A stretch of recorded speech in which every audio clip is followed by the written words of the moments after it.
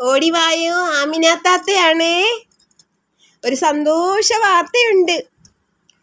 എനിക്ക് ജനങ്ങൾ അംഗീകരിച്ച ഒരു അവാർഡ് കൂടെ ലഭിച്ചിട്ടുണ്ട്. അടുത്ത മാസമാണ് അവാർഡ് ദാനം. അപ്പം ആ സന്തോഷ വാർത്ത നിങ്ങളെ ഞാൻ അറിയിക്കുകയാണ്. എൻ്റെ പുള്ളേ, ഈ കൊച്ചെന്തരേ ഇതിനകത്ത് കാണിച്ചു കൂട്ടുന്നത്? മൂക്കിനകത്ത് കൈ വെച്ചിട്ട് കുറേ കഴിഞ്ഞത് വായിൽ വെക്കൂന്ന്. ഞാൻ പണ്ട് പഠിക്കണ കാലത്ത് ഇങ്ങനെ കണ്ടിട്ടുണ്ട്. മൂക്കിനകത്തുനിന്ന് തോണ്ടി എടുത്ത് വായിൽ വെച്ച് തിന്നുന്ന ചില കുട്ടികളാ. Bay bay bay bay bay. എനിക്കത് കാണുമ്പോഴേ മനമറിക്കും. ആഹാരം കഴിക്കാൻ തോന്നൂല. ഇവളെന്തേ കാണിച്ചു? കണ്ടിന്യൂ ഇവള് മൂക്കി തോണ്ടും, വന്നിട്ട് വായിലോട്ട് വെച്ച് തിന്നൂന്ന്. ഇതൊക്കെ എന്തോന്നിടേ, എന്തരടേ അപ്പ ഇത്? നീ ഇത്ര വൃത്തിയായിട്ട് ജമ്മുവാണ്. നീ ഭയങ്കര ബ്യൂട്ടിക്കും എന്ന് പറഞ്ഞിട്ട് ഇത് എന്തരടേ നീ കാണിച്ചുകൊണ്ടിരിക്കുന്നത്? അജ്ജേ നടക്കേട് അയ്യേ.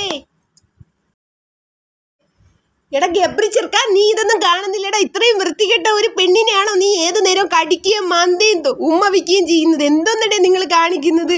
നിങ്ങൾ ഈ ഡ്രസ്സിംഗ് റൂമിലേക്ക് നിങ്ങൾ എന്തിനാണ് ഒളിഞ്ഞു കയറിയെന്നാണ് ഞാൻ ഈ നോക്കിക്കൊണ്ടേയിരിക്കുന്നത്. എനിക്ക് പരദൂഷണമാണ് ഇഷ്ടം. നിങ്ങൾക്ക് അറിഞ്ഞൂടെ, ഞാൻ ഇങ്ങനെ ഞോണ്ടിക്കൊണ്ടേയിരിക്കും. നിങ്ങൾ എന്തിനാണ് മൈക്കും അഴിച്ചു വെച്ചിട്ട് ഡ്രസ്സിംഗ് റൂമിലേക്ക് കയറിയത്?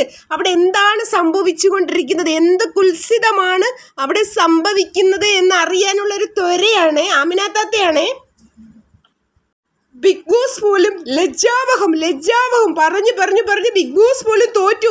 ഇങ്ങനൊന്നും ചെയ്യാൻ പാടില്ല. ഇന്നേ വരെ ബിഗ് ബോസ് ചരിത്രത്തിൽ ഇങ്ങനെ ഒരു കുൽസിതം നടന്നിട്ടില്ല.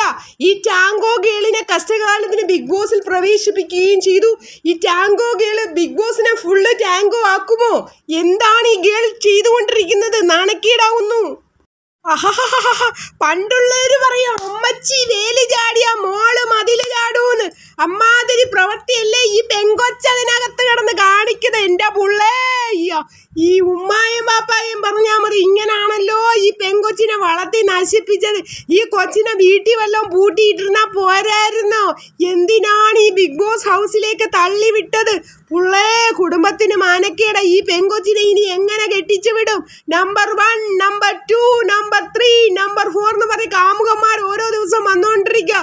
ഇനി എത്ര പേരാണ് വരുന്നത്? അയ്യോ, എനിക്ക് വയ്യ. ഈ പെങ്കൊച്ചിന്റെ മാനം പോയാച്ച്.